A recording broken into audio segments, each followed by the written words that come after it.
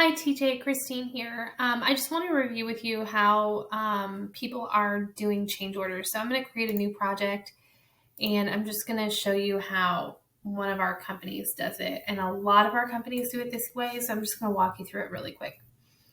So let's just say we have a test file project. I'm going to just pre-populate the information.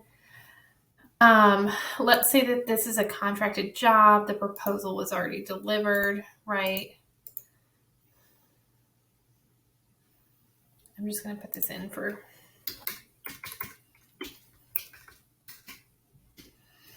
oops.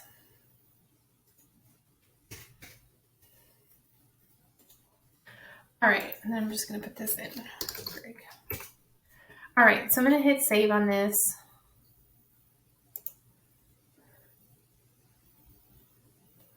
Got it.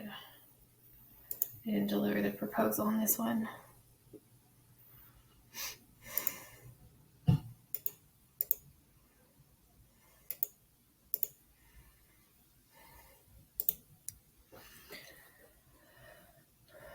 All right, so let's say you have this project, you've done everything, you've delivered the proposal, and now you have a change order on this project. So let's do this to construction, and then we're going to hit save. So what I'm going to do is I'm going to come over here up to the top right-hand corner. I'm going to click on this little arrow that goes down. I'm going to hit copy as related file because this project, we want it to be linked to the initial project, but you're delivering a new price. So what we're going to do is we're going to separate it out. We're going to copy it as a related project.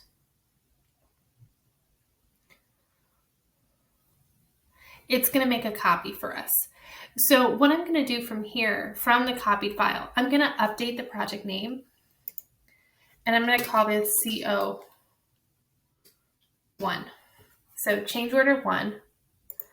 I'm going to update my sales status to contract because this is already in contract, right? We're giving them a change order. We know we're moving forward. If you don't know you're moving forward yet, you don't have to put it in contract. Then from here, I'm going to switch the sales status. They have a sales status for change orders. So they'll do a contract type change order. And then I'm going to go ahead and deliver the proposal today because generally you're doing it the same day. I'm going to check this off. And then maybe the change order was $15,000. I'm going to put in $15,000 in both areas. I'm going to call it a day. So I have this project. I've just copied all the information for it. And now when I scroll down to the bottom, what you're going to see, it's still loading.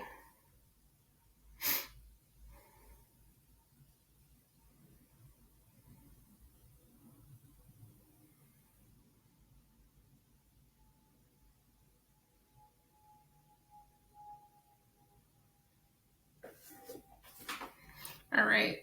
As I scroll down to the bottom, you're going to see that this has a related project that's already in contract, right? And then you're going to see that this is the change order project. Now, if you go to this initial project, you're going to see that this change order is attached to it. So that's how people are doing it. Then they can see the portion of change orders in their closing ratio, and they can separate those out if they do that by contract type. But that is what most of our clients are doing. If you have any additional questions or need help on this, let me know. I'm happy to help. Thanks. Bye.